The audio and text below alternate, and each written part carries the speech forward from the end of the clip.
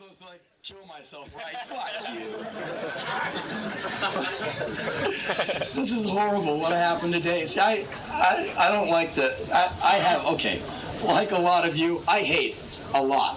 You know? But I hate with style and creativity.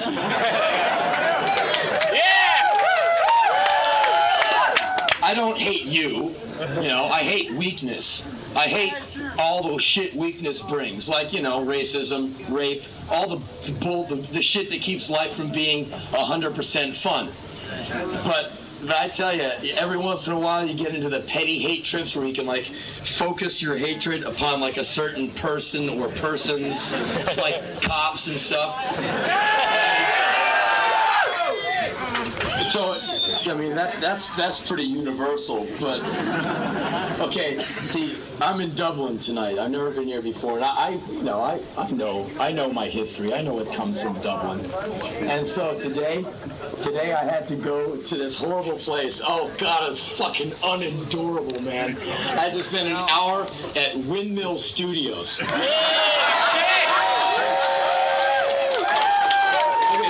This is a nice place, Dublin, right? Y'all are cool. I don't even know you. I like you already, but man, you got one fucked up thing about your all's place, man. Fucking U2 comes from here. And there's like billions of people who like love that band. I'm not one of them.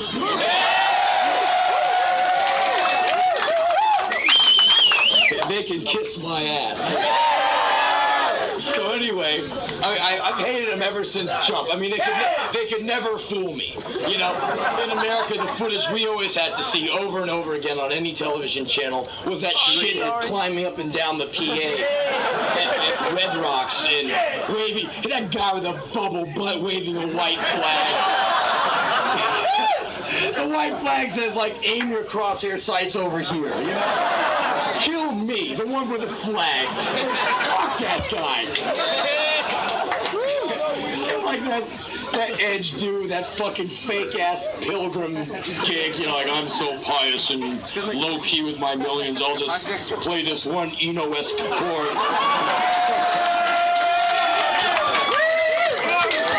They've been milking the same bass line and the same guitar trick for like 5 albums, and the world just kisses their ass, and it is the biggest pile of shite I have ever heard in my life. So today I have to go to like the studio that Bono built. So I'm waiting around from these people to interview me, right? So I'm staggering around the parking lot, and you all have seen it. It's nothing but U2 graffiti everywhere. Fucking people. First off, graffiti. If you're gonna graffiti something cool. Graffiti a cop. You know. It's like, hey pig, stand still. You know. I hate you. You know, that's cool. Go spray paint Bank of America, you know, fuck some shit up. But if you're gonna get a can of spray paint, you're not gonna inhale it and get high on it. Why the fuck would you want to travel from all the way from Vancouver, Canada, with a can of spray paint so you can put I heart U2 on a wall and leave? My life is complete now. And they're people, you know, it's like a mecca for shitheads. I have no life. I'm gonna go to Windmill. People can be such pieces of shit sometimes. And there I am. I'm there too. Spitting on the walls and shit. Trying to save up enough urine to wear away the uric acid and sandblast it off. So I'm reading the graffiti, and it's usually graffiti is like, you know, eat dick and all that stupid shit you read in clubs like this. You go into dressing rooms of rock clubs, it is the most depressing You sit in these places waiting to play, and every available inch of a backstage dressing room is covered with graffiti. Lonely morons on tour. All the bands you like, you wouldn't like them half as much if you saw the shit they write on the walls. It is like the lowest common denominator. They're like it's the most uninteresting, sexist, desperate shit. Men drawing pictures of other men with big dicks. With women with their mouths around them. It says, like, Kick Tracy, 92, Devastation Tour. It just makes you want to go home and hang yourself. I'm in the same genre as these guys. Fuck me. I saw this one bit of graffiti. Seeing you 8 times in Sydney, Australia wasn't enough. We had to come 13,000 miles to say that we love you, you too. Oh, shit! Do you know that Sydney to Ireland on an airplane is about 40 hours? That's some bullshit, man. You imagine these Australians getting off the plane? Where is it then? The Castle Windmill. It was there. I just see a bunch of people clutching their U2 shirts, crying. Shh. We can go now. Anyway, damn, man. Yeah, I know, and I'm busting on your fucking fatted cows, your best sons. But on the other hand, my main fucking hero of the world, my Guardo Camino, that means road guard. For me, the man who gets me through the high times, the low times, and all the times in between is one man named Phil Lynott. So I figure I'm in fucking Phil's town, man. Man, when doesn't matter what mood I'm in, Thin Lizzy works. Like, you get the girlfriend. Boys are back in town, jailbreak. No problem. The girl leaves you, flip the record over. I can run. It doesn't matter. I can play any one of those records. If fucking Phil is on it, fucking hey, man. When I'm home, I lift weights when I'm home. I got my little gym set up every day, 3 o'clock, the 100-minute Phil Lynott tape, all sad songs. You figure, you'd be working out, you want to get pumped up. No. You get that I hate you woman energy going. You love me, you bitch. But Phil Lynott possesses the irony I never had. He always says, you left me, but I'd come running back. And I say, you left me, and I'll come running back to stab you, fucking children!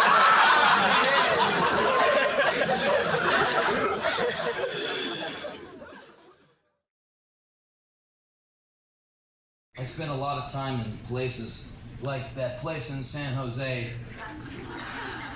It just gives you the blues. You drive into this town and you go, damn, man, this town's beat, And you go into the club, it was like this old movie theater, and it was dark, and it had like the alcohol neon thing, ride the silver bullet tonight and all that. Those places make you want to get fucked up, Have you ever noticed the ads for Bartles and James wine cooler? It's the two guys, right? El Sincero, funny guys who you can feel superior and smarter than. The one guy does all the talking. We thank you for your support. And then there's always the other guy who never talks. He's always like, you know why he doesn't ever talk, man? He's so fucked up they can't. It's like, he's got a big broomstick up his ass. That's how they keep him standing. Like, they have him taped to something. Like, all right, prop him up. Action, speed, go, whatever. And he's like, all right, that's a wrap. Boom, the guy just falls out. Also, if you ever noticed Jack Daniels ads, they try and be so humble. They here's an ad for Jack Daniels. Here's one of their employees at work. Some old fat guy with an engineer's cap on and overalls, sitting in a rocking chair outside of some old pine wood hovel. Like, well, what is he doing? You know, well, he's waiting for the whiskey to age or something. Well, why isn't he up working? Well, he's so fucked up he can't even stand, man. That's about all he can do. Like, hard at work. Can you punch the time clock for me? I can't get up. Or you see the other image they have is like the guy with his overalls and the engineer cap, kind of one of them guys who doesn't mind working hard for a living. Honest as the trees are tall, women are pretty, and the sky's blue, and the water's clean. Hosing down a big pile of burning wood just to get that charcoal mellowed just right so every drop of Jack Daniels is mellowed. The guy, he's like that weird 90 million year old guy in your block who waters his lawn for 5 hours. It's like, you're running up a hell of a water bill. It's on? There was one? Yeah, he doesn't even know what's going on. That's all they can do at this company. It's like, all right, go water the wood for a while. They have to like tape the hose in his hand. Just stand, okay? Can you stand? You don't have to walk a straight line. Just stand like. Yes, you just turn the hose off and get them out of here. Okay, you notice they always say the booze is like, age 10 years. Here's a big trade secret, friends. Booze doesn't taste any different if it's aged 20 minutes or 20 years. These guys are so fucked up on the job, it takes them 10 years to get it from the factory to the truck, and another 10 years to get it to the liquor store because they're driving like 4 miles an hour. They gotta park and sleep it off, and then they wake up and forget where the fuck they are. But there's a whole bunch of booze in the back. Let's get fucked up again. And so finally, out of every truckload of alcohol, 90 million gallons of alcohol, they'll appear at the liquor store with one bottle. That's why it costs so much goddamn money. It took them the guy took off when Hendrix was still playing. He gets to the liquor store. Here. One bottle, I ordered 4 cases. My dad ordered 4 cases. I took over the place when he died. I gotta go water the wood,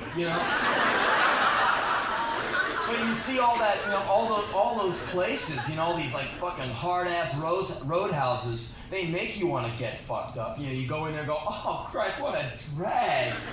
Smells bad, fuck, give me a drink, give me 10, fucking roll me out of here. Anyway. I just want to get this one idea across. When you're all alone and you think to yourself, there's a couple of things that you absolutely know. You know you are the smartest person on earth. Okay? And you know that no one knows all the cool shit that you know. Like, you know how men and women work? You can sit on a park bench and go, these idiots. Everyone in the world is retarded. Except for me, of course. The instant contempt you can get when you're standing in line at the post office. And you know what you need to do. 5 stamps, 2 postcards, I'm out of here. Wham, bam, let me up there now. By the time these people are finished picking their noses, I'm gone. But everyone in front of you is moving at this, they're trying to send like a polar bear, they haven't brought any twine. Do you have a box for this? Look at these idiots you see me at Christmas time going with unwrapped presents to the post office. Do you have a box for this? And you're like, die, you moron! You just want the floor to open and gone. Because no one knows how to do any of this shit except for you. And so I come up with all these great little things that I know are true. So here's what. I figured out how men and women all around the world work. I figured out the whole thing. Me. Yeah. And none of you can get to. Only me. And I'm nice enough to come here and tell you, okay, I got it wired. I got a few things wired. Okay, here's the first one I got wired. All women, all of you, are evil. Oh, come on. I wanted to hear some venom out of you women. Okay. There you go. Thank you. You bastard! All women are evil. All men are morons. As the time goes on, the men get more moronic Therefore, the women had to get more evil. It's the only way they can keep you assholes in line. Believe me, men think that they can like fool women, and like, I'll say this so she won't think I'm trying to get in her underwear. And like, you go like, hi, I really want to, what's your sign? The girl looks at you and just goes, either, and they know whether, the girls know whether you're going to get in or not in about 5 seconds. So you can like do all the bullshit you want, fellas. Either you're in or you're not. And men are like, it's as hard to understand as a faithful Labrador retriever. Men are just hilarious, like, take them to a high roof. Hey, you can get 80 guys, 80 like Spuds McKenzie guys. Hey fellas, there's a girl, a naked woman at the bottom, 80 floors up. They'll all jump off. And they'll even bond while they do it. They'll hold hands and jump off. They'll slap buttocks and high five on the way down. You get some action here! And there's all these women down and come around. Come on, a bunch of morons. So, as the time goes on, the women get meaner and meaner, the men get dumber and dumber. When the men get dumber and dumber, they get more and more violent, stupid, and pathetic. So I figured maybe you guys could just wise up a little, maybe you women could cool out a little. Maybe we could all just kind of rub shoulders a little easier without like getting destroyed. So, right. Anyway, this other cool thing I figured out.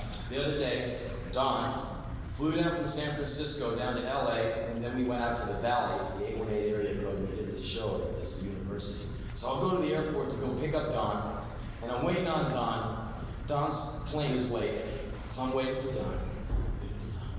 And you've all been to airports. Every once in a while, you've all flown like 100 million times. One time you were a little early, so you had time to. You weren't chasing the plane down the runway, trying to duct tape yourself to the wings. You were actually, I can walk. I don't have to run like O.J. Simpson, like in total panic.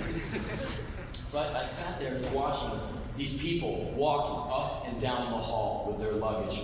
And it's the I'm smart and everyone's a moron syndrome again. You look at these people and go, what a bunch of stupid looking assholes, Then you see like these families, any couple stupid enough to take 5 kids on vacation with them. Like, put a kid in a plane. What does it do? At that piercing frequency that can be heard throughout the entire airplane, that can shake the rivets out of the plane. And imagine like toting all these kids, 9 million pounds of diapers, and just be up to your elbows in baby shit while you're trying to get tan. And the kids are hating their guts because they're miserable. It's horrible. So you see these mom and dad machines with their backpacks with kids and like tromping down, and they both got big butts, and they just got those sacks on, which say to any criminal, that's where the money is. Snap, and they walk away. With all those quick release things, the guy can walk away. Check out what I've got of yours. Run away. So you look at these people, women walking by with frosted hair, those pantsuit things that cut away in the back, with that turtleneck in the zipper that comes all the way up, bell bottoms, like women outtakes from Charlie's Angels. You see men walk by with those one-piece zip-up, like disco leisure suits, those horrible 70s clothes. You go, where the fuck do these people come from? You see people in leisure clothing. Like, people from the Midwest, people from Michigan, think ahead. They go out to McCann's, places with those horrible clothes. They buy these pastel-colored shorts that are really unroomy. So when they sit in restaurants, they give you the big beaver shot, And they will go to the airport in their leisure outfits, like ready to go. They can't wait to don their new apparel. And they're wearing these sandals which they've never worn before, and their bare feet, and their feet are being chopped to pieces from the buckle, and they're like,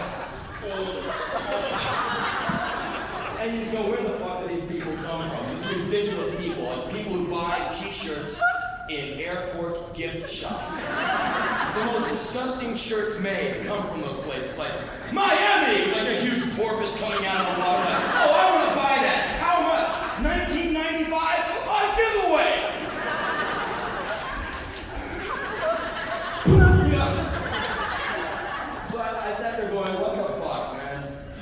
Oh yeah, and then there's always the token rock guy in LA. There's always the token rock guy. Of course he has to have rock chick. Rock guy is awesome. Same thing every time. Slightly balding, has a ponytail. He's got the blazer with the shoulder pads, that bolo tie, jeans, and those cowboy boots. Sunglasses, carrying an anvil case, like he's gonna go rock somewhere or something. With him, the rock chick either dyed black hair or dyed blonde hair. Huge hair farm going on.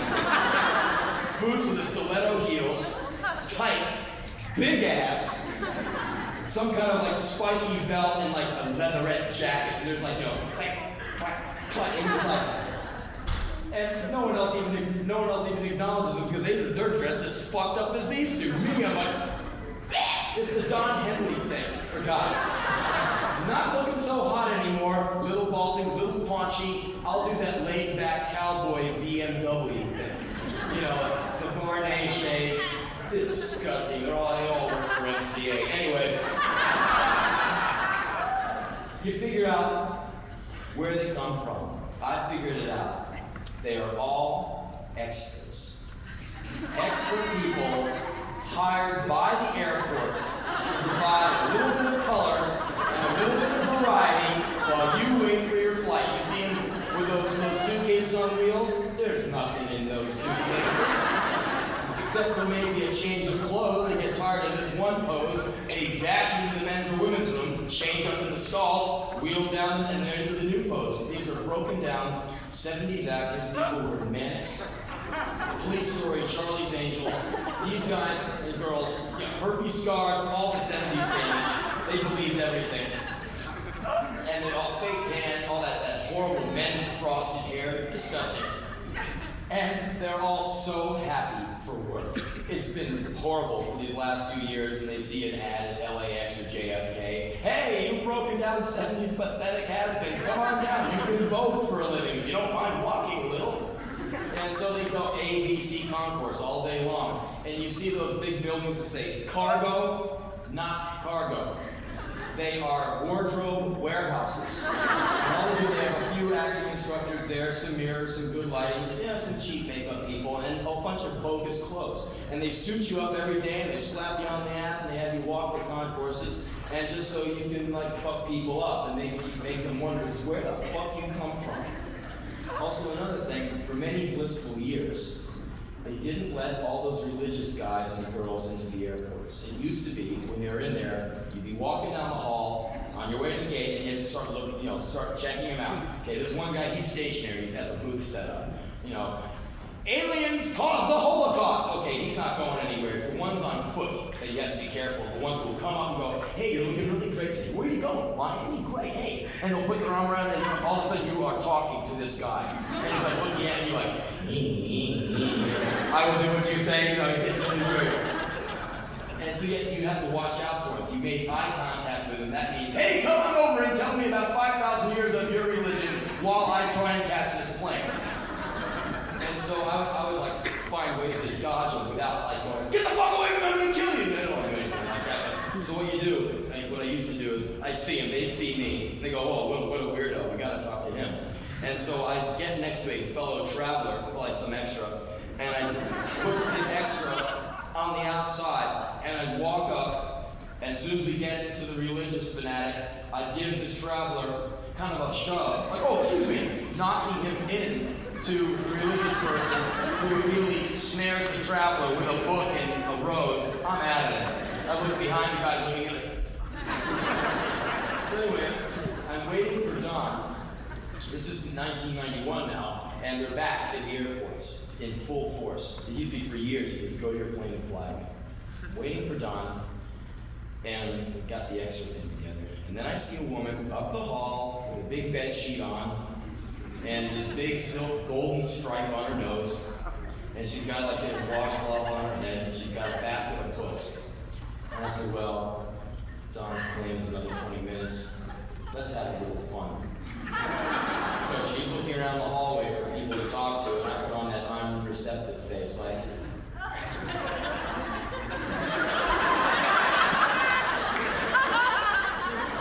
beeline right over to me.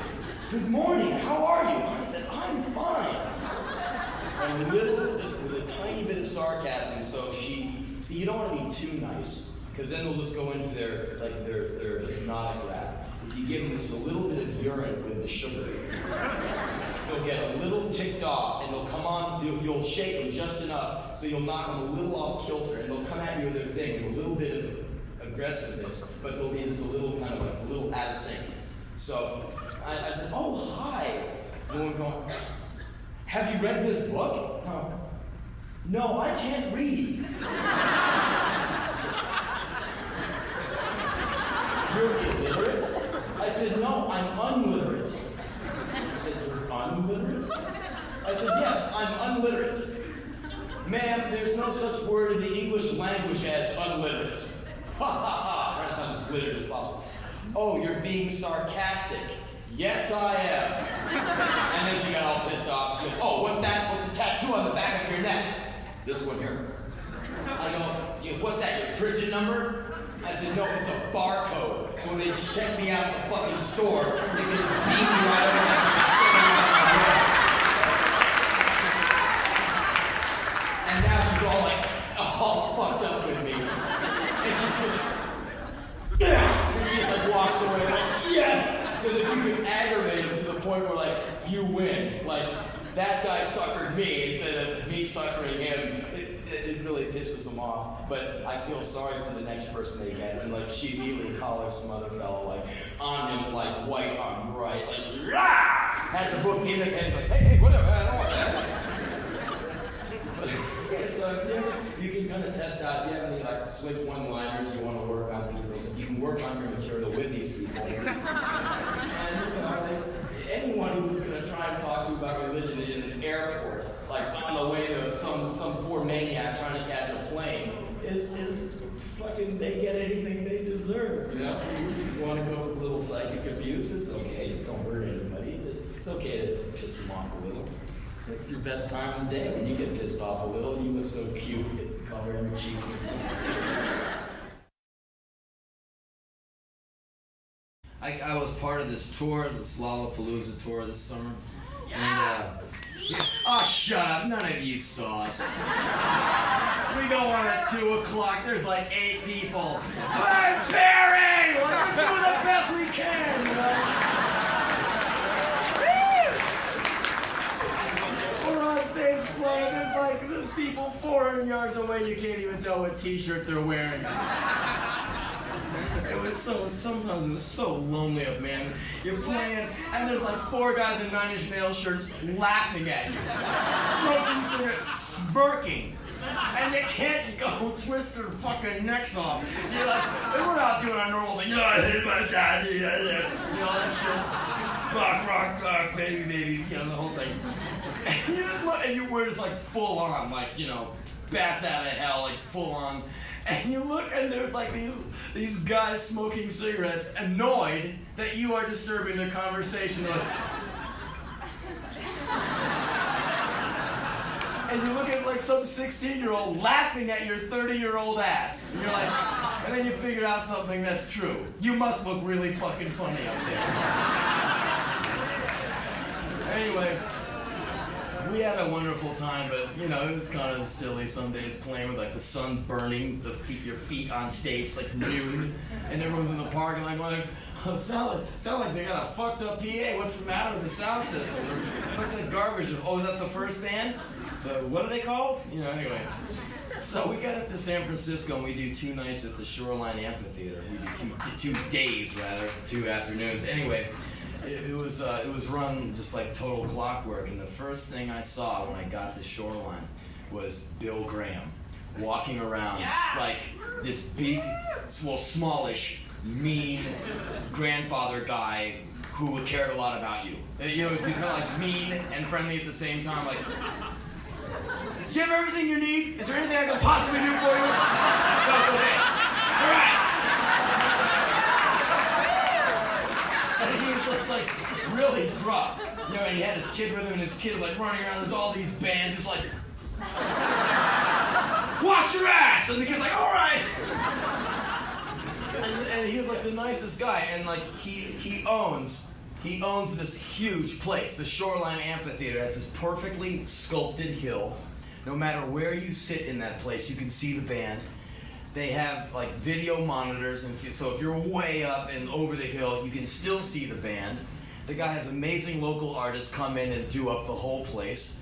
He has like all this medical facilities there. If you had too much to drink, boom, he helps you out. You had too little to drink, you're dehydrated, someone takes you to a place. I mean, like, hey, you do these big gigs and there's not enough water. At 4 hours in, there's some really bad problems. Like people passing out, people like walking around, they don't know where they are because they're really stunned by the heat. You got to look out for people when there's that many. It's pretty scary. But Bill Graham has this shit so wired. Like if you're tripping hard on LSD, you don't know where you are, you're freaking out, they have people there who can cool you out, who are trained to cool you out. I mean, he makes it a very nice environment for the bands, for you, the ticket buyer person. It was just fucking amazing, you know? It's like the way you want to get treated, and if you were holding a ticket, same goes. And so I just watched him for 2 days. He has this purple tank top on. You look out, and you look into this, like, there's a ton of people. I'm looking over at some band playing, and you see this purple tank top go zigzagging up the hill. It's Bill Graham. Are you all right? Are you all right? Yeah. And it was really cool, you know? So anyway, well, I just want to kind of go up and go like, all right, you're awesome. But he come around like, and I'm like, get it. So finally on the second day he came up to me and I said, hey, Bill Graham, how you doing? I think you're fucking great, thanks. And he goes, this is my place, you like it? Like, what do you think? It's like this huge, like, massive football field. This is my place. It's like, welcome to my room, This is my place. I'm like, fuck yeah, it's a great place. And he goes, I like your band. I want to see you play here again real soon. I'm like, oh, thanks a lot. And, here's a guy who promoted, did Jimi Hendrix, The Doors, Jefferson Airplane, Janis Joplin, B.B. King, Blue Cheer, the Rolling Stones. I mean, the memories that guy must have had is just numbing, And I said, I think you're a really great man. You've done so much great stuff. I think you're amazing. And you know what he did? He went, yeah, I am. But when you've done that much cool shit, what else can you say? Like if you go up to James Brown and say, you are the godfather of soul, he'll just say, man, tell me something I don't already know. You wrote Sex Machine. Ha! Yeah! Okay. So anyway, second day, I'm backstage where Jane's Addiction is living, and in their backstage area, and who's back there but Tom Waits? Yeah. And it's like, wow, Tom Waits, all right. And he's like this totally nice guy, really cool. He went, oh, Henry Rollins, yeah, that book, Pissing in the Gene Pool. Every time I read it, it takes me to a wonderful place. Thanks. Anyway, I told him this story, and I'll tell it to you. See, I get a lot of mail from everywhere, from Cape Town, Africa, to LA. All over the world, I get all kinds of mail. During Desert Storm, I got mail from like Marines and tanks. It was great. Dear Henry, is the same thing. Dear Henry, this sucks. You shouldn't be here. This is fucked. And the scorpions biting my ass. I want to come home. It was bad. The best letter from the whole thing was this kid from Israel. Dear Henry, I am 15-year-old boy from Israel. The war is over and everything is boring. Last week, a Scud missile took out the corner house. The house down the street. Send me something. Imagine you.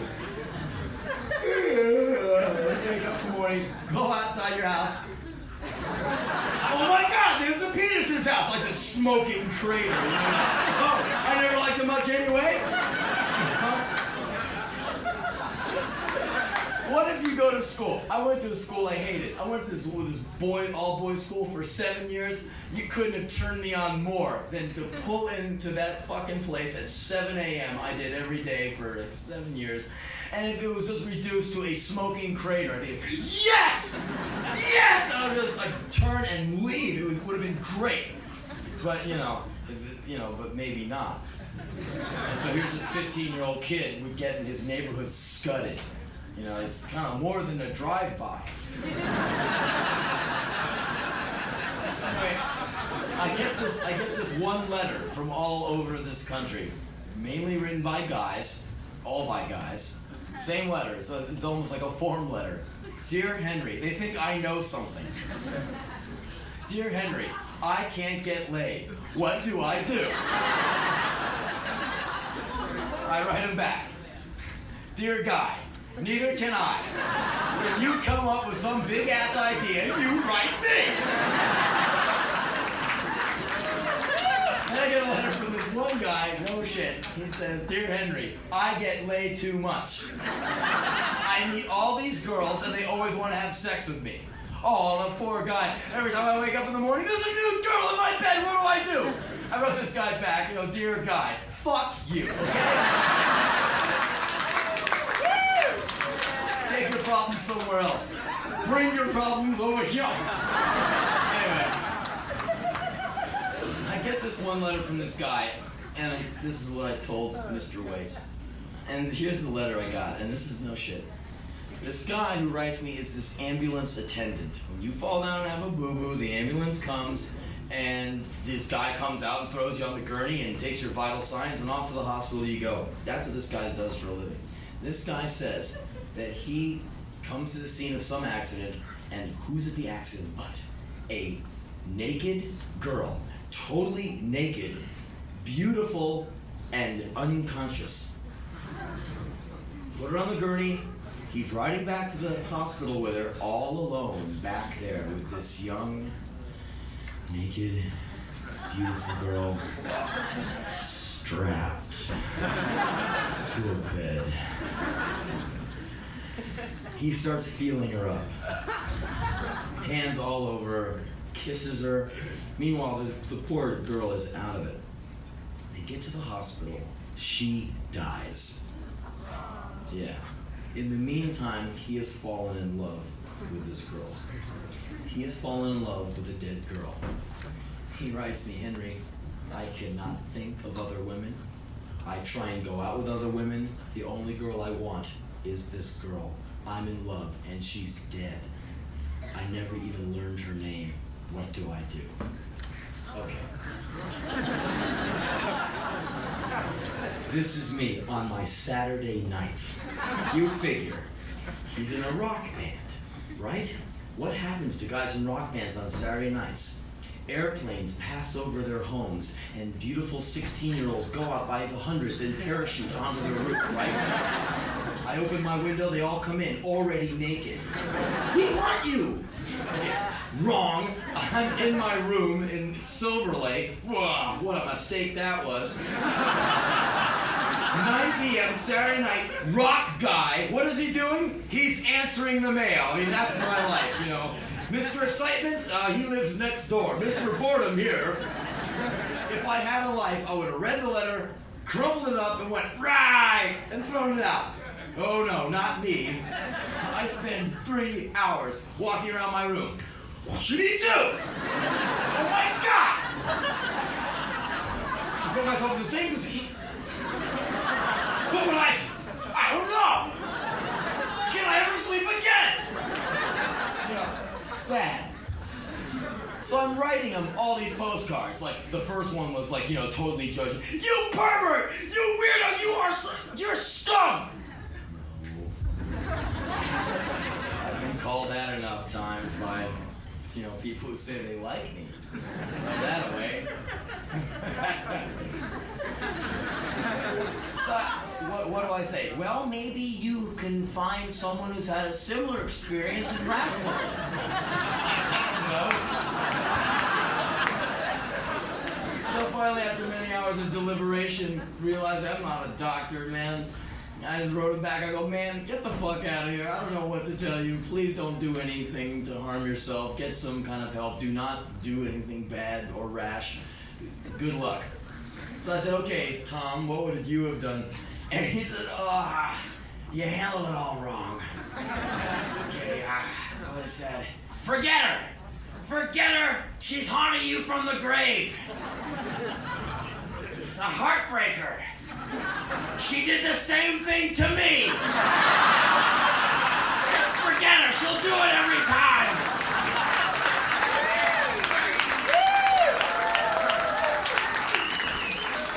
No shit, man. The guy was so cool. Ugh. Don't you wish you had this? Yeah. All the time, can I have a drink of that? I go and get your spit in my water? No. No. Yeah.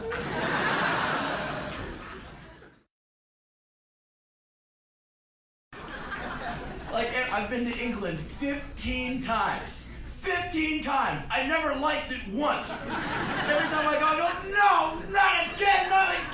God. I mean, you go there and like everyone is so sad.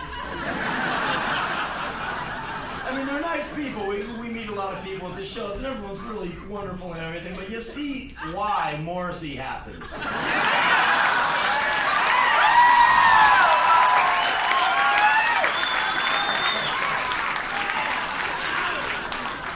Only there. It wouldn't have happened here. Whenever here it'd be like, oh, come on, cheer up. Have some vitamin C. Here's a gun. Get out there. What's the matter with you? But there you wake up, you walk outside, you just swallow like 90 million cars exhaust, like factory builds. You drink the water, your teeth get skinny. Just rips the fluoride, the enamel right off your teeth. The food is like. People are raised on diets of white sugar, fat, and bread. Like, my meal, potatoes. Fuck you, okay? And everyone at shows is just like... And it's just such a shame. They should get out more. And whenever I'm there, it just makes me act like the biggest blue-veined dick.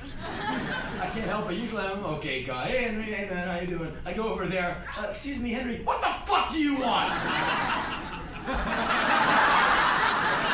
It just makes me just want to get like some obnoxious metal record and play it really loud, grab my dick and go, I'm into this! Alright, fuck you, I immediately get on the total reactionary defensive mode. And Ron, if I'm America, I bet you like Bon Jovi. Like him? Like him? I love that guy! I play his tunes every night! And by the way, fuck you!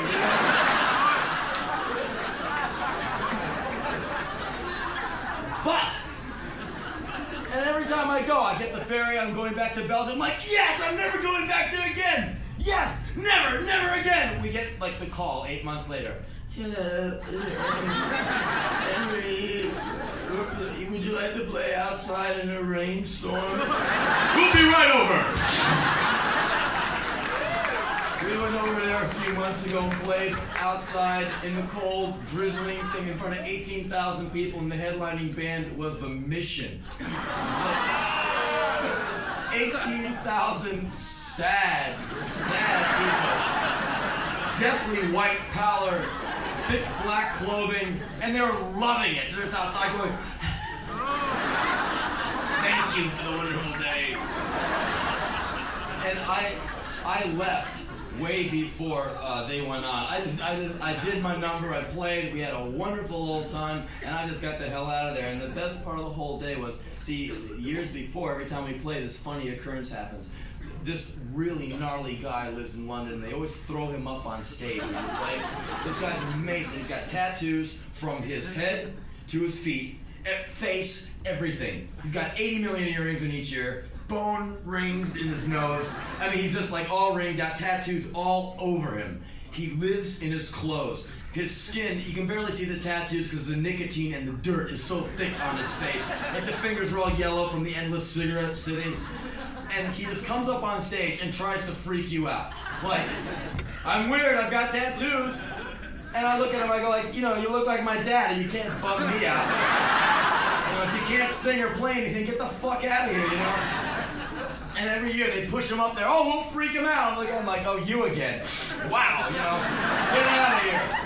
And so anyway, I got to England a few months ago, and I asked him, I go, where's that scumbag with the tattoos, dirt guy? And they went, oh, he died, he overdosed. I went, oh, man. Because he was what balls to go paint your face for life, and go live on the streets in England. I mean, God, it's bad enough for 4 days. Imagine 40 years. Whoa. But anyway,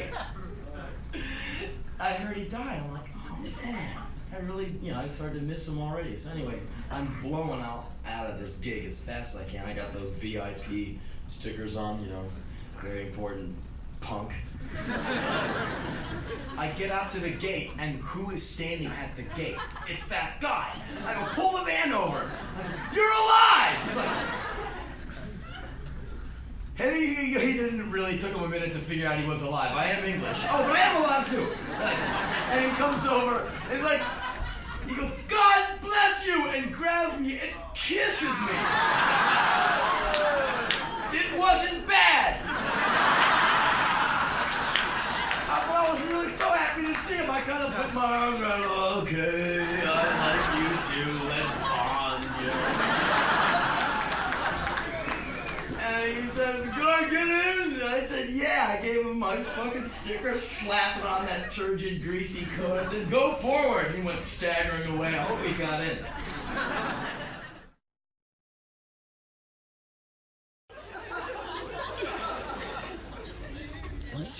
This is serious shit, man.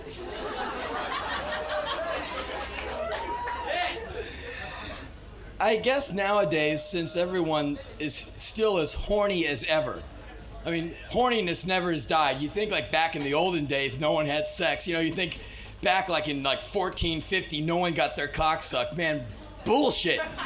Everyone was still the same, men, boing, like women, everyone was fucking crazy, because you figure everyone's so prim and proper, no one ever got any. Man, there's fucking all kinds of regressive shit. People fucking in the woods and shit, thinking they're blowing it with God and still like wanting to get fucked and stuff. It's way more radical than it is now. But also, sex is way more dangerous now. The shit can kill you. It used to just cost you a lot of money and waste your time, I feel sorry for Australian chicks, man, because you know what guys call fucking rooting? God, man, that just like strips all fun and any kind of passion out of any kind of sex. You fancy a root? God, you're not getting in me, man. God, what do you girls do? I guess just ride horses or something? I'm only kidding. But God, that is the fuckedest word I've ever heard. I mean, it just used to be something that was in the ground. A root. Now it's like, get a root. It's just like, God. It doesn't sound like it's any fun even for the guy. This seems like there's more like this excruciatingly painful male bonding experience. But anyway, now that sex can get you killed, everyone and their dad hopefully is using a condom. And now, since everyone is using condoms, this whole new sexual politic has arisen. Now, back in the old days when the guys used to ride bareback, there used to be this ritual, and you guys and girls all remember it. There is the sex act. Say it's a heterosexual sex act, boy in girl, and we reach the climax. Okay, the sex ends when the guy comes, right? He passes out. The girl's like, ah, fuck!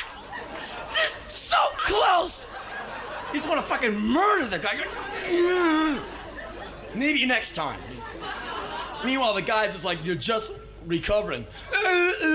Beer, football, what?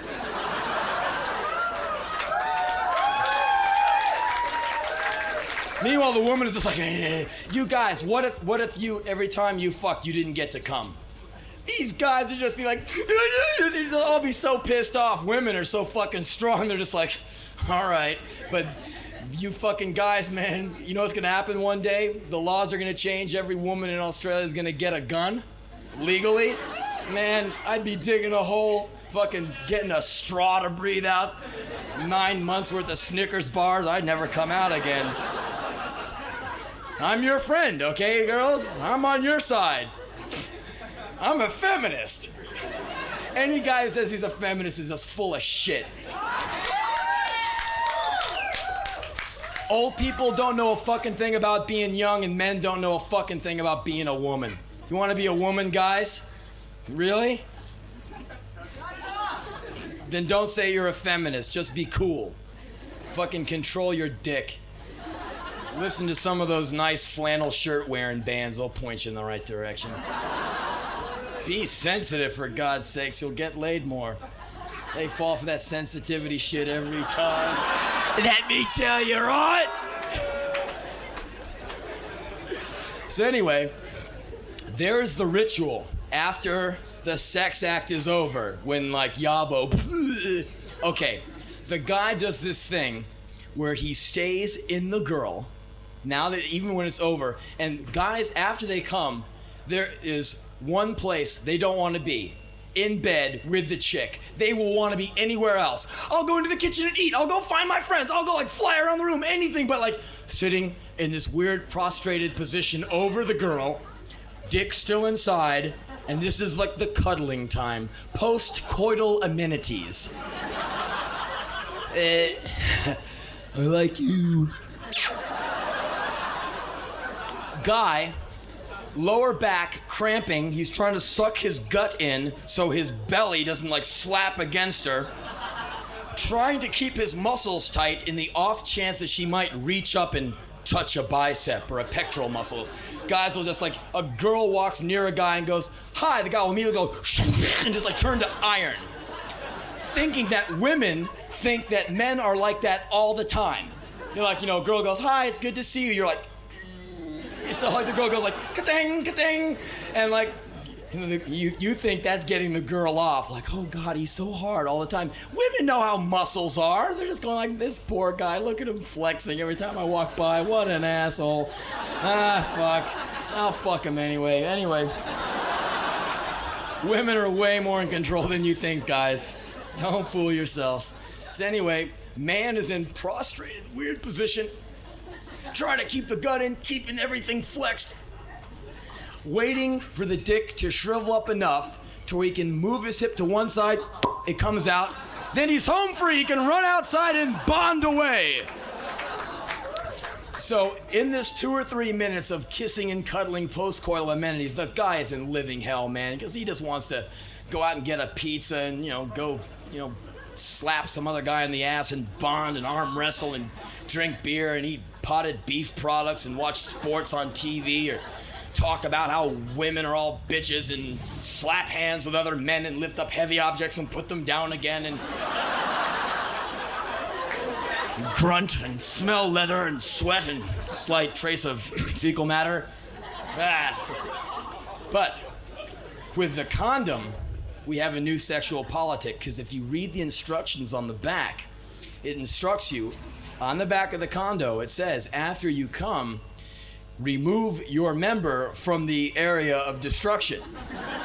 Because you don't want to like shrivel up and leave it in there, because you will risk infection or pregnancy. So now the guy can just go like, passes out for like 11 seconds. Wakes up. Ha! The girl's like, hey, where are you going? Read the instructions on the back. We wouldn't want to risk pregnancy or infection, now would we? I'm being politically correct, my dear. Now where's my friends? Aha! Now there's this thing that happens with condos and men that you women rarely get to see.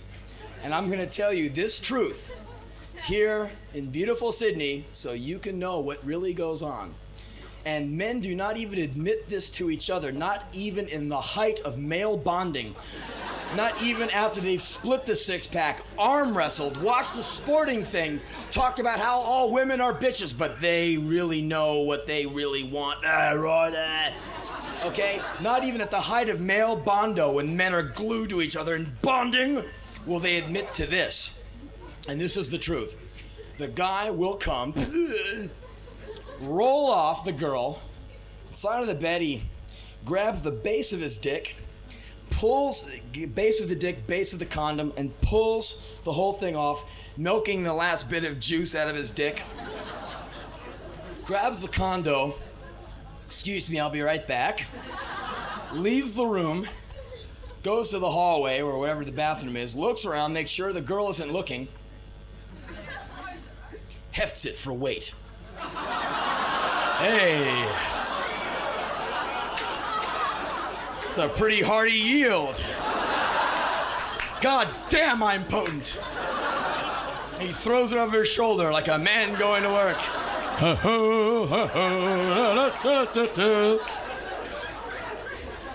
And he goes into the toilet and shuts the door, locks it, turns on the light, and you can really inspect it. Holds it up to the light, looking for viscosity and density.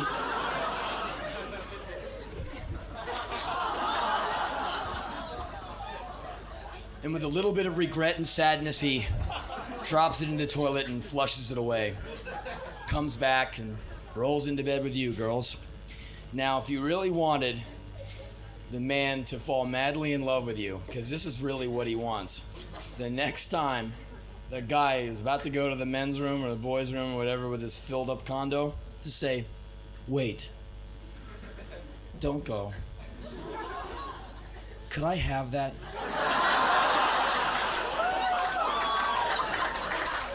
I like to keep it and tack it up on my wall so when you're gone, I can be reminded of your masculinity and your virility and your potency. And the guy will immediately just like, what? I never thought you'd ask. I brought my own thumbtack. It's true, girls, it's really true. Another thing I was thinking about with those condos, you go into a men's room and you're right over the urinal up on the block, all right? And there's always that condo machine. And, when you're selling something, you have to have a byline, right? And so they sell these condos by, telling you of their features. Like, so thin you won't even know it's there. All right, ribbed for her pleasure. All this, shit, and, comes in 5 different colors.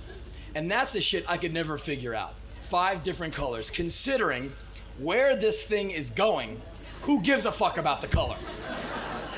I mean, what when you wear that blue condom, I go wild! I don't think so. I mean, what do? You put it on? Yeah, all right, nice shade of red. All right, let's go. Whoa!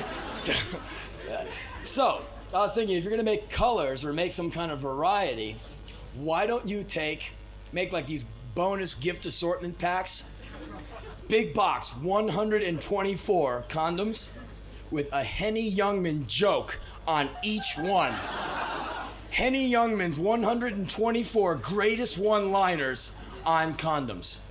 Or health tips on the sides of condoms. Here's what vitamin C can do for you. And while you're standing there like that, she can read it for you. Well, it says here, oh my goodness, it says the Civil War in America was fought in 1751 and, hold on a minute. Ow! Sorry. Oh, that's fascinating. And then you can get into a really intense conversation, the erection will go away and you can get out of having the sex and, maybe get to know each other better. I don't know, maybe you could put cool pictures on the side or something. Like Michael Jackson or something. Or Bon Jovi. I don't know.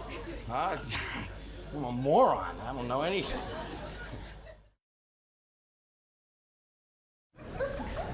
Another thing I noticed, you go to all these kind of clubs and everything, and this is mainly for the benefit of the girls.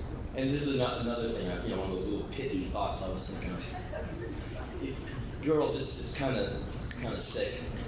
If you go into the men's rooms, these places, I'm not saying a fine establishment like this, but a lot of men's places, even universities, in fact, you will find urine all over the toilet seats. You go into the stall, and you look down, and it's just covered with big old droplets of urine. You're like,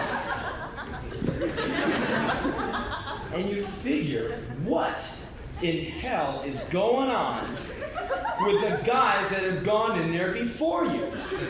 Is it some kind of malevolent thing they're doing to their brother who will soon be following them in? I'll fix that stranger.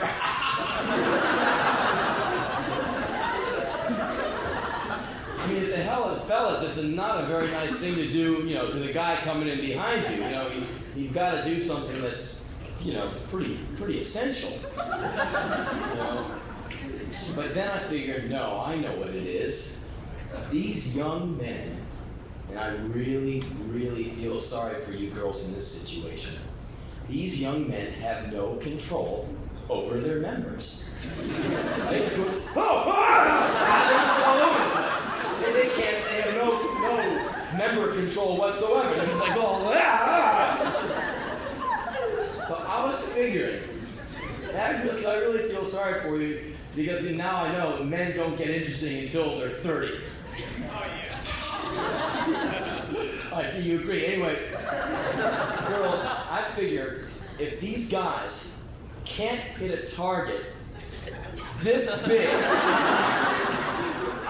what chance do they have hitting the bullseye? And I commend you for your intestinal fortitude and your patience. I don't know how you get through it. I'm so glad I am not a woman. Because I'd have to be looking at these bozos going like, I don't want to have sex with any of these guys. I'm going to become a lesbian. Ew. Not in Pennsylvania, you won't.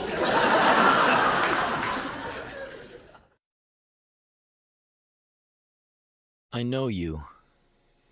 You were too short. You had bad skin. You couldn't talk to them very well. Words didn't seem to work. They lied when they came out of your mouth. You tried so hard to understand them. You wanted to be part of what was happening. You saw them having fun, and it seemed like such a mystery, almost magic. Made you think that there was something wrong with you. You'd look in the mirror trying to find it. You thought that you were ugly, and that everyone was looking at you. So you learned to be invisible, to look down, to avoid conversation. The hours, days, weekends. Ah, the weekend nights alone. Where were you? In the basement? In the attic? In your room? Working some job? Just to have something to do? Just to have a place to put yourself? Just to have a way to get away from them? A chance to get away from the ones that made you feel so strange and ill at ease inside yourself? Did you ever get invited to one of their parties? You sat and wondered if you would go or not. For hours you imagined the scenarios that might transpire. If they would laugh at you, if you would know what to do, if you would have the right things on, if they would notice that you came from a different planet. Did you get all brave in your thoughts, like you were going to be able to go in there and deal with it and have a great time? Did you think that you might be the life of the party, that all these people were going to talk to you and you would find out that you were wrong, that you had a lot of friends and you weren't so strange after all? Did you end up going? Did they mess with you? Did they single you out? Did you find out that you were invited because they thought you were so weird? Yeah, I think I know you. You spent a lot of time full of hate. A hate that was pure as sunshine. A hate that saw for miles. A hate that kept you up at night. A hate that filled your every waking moment. A hate that carried you for a long time. Yes, I think I know you. You couldn't figure out what they saw in the way they lived. Home was not home. Your room was home. A corner was home. The place they weren't, that was home. I know you. You're sensitive, and you hide it because you fear getting stepped on one more time. It seems that when you show a part of yourself that is the least bit vulnerable, someone takes advantage of you. One of them steps on you. They mistake kindness for weakness, but you know the difference. You've been the brunt of their weakness for years, and strength is something that you know a bit about because you had to be strong to keep yourself alive. You know yourself very well now, and you don't trust people. You know them too well. You try to find that special person, someone you can be with, someone you can touch, someone you can talk to, someone you won't feel so strange around. And you found that they don't really exist. You feel closer to people on movie screens. Yeah, I think I know you. You spend a lot of time daydreaming, and people have made comment to that effect, telling you that you're self-involved and self-centered. But they don't know, do they? About the long night shifts alone, about the years of keeping yourself company, all the nights you wrapped your arms around yourself so you could imagine someone holding you. The hours of indecision, self-doubt, the intense depression, the blinding hate, the rage that made you stagger, the devastation of rejection. Well, maybe they do know. But if they do, they sure do a good job of hiding it. It astounds you how they can be so smooth, how they seem to pass through life as if life itself was some divine gift. And it infuriates you to watch yourself with your apparent skill in finding every way possible to screw it up. For you, life is a long trip, terrifying and wonderful. Birds sing to you at night. The rain and the sun, the changing seasons are true friends. Solitude is a hard-won ally, faithful and patient. Yeah, I think I know you.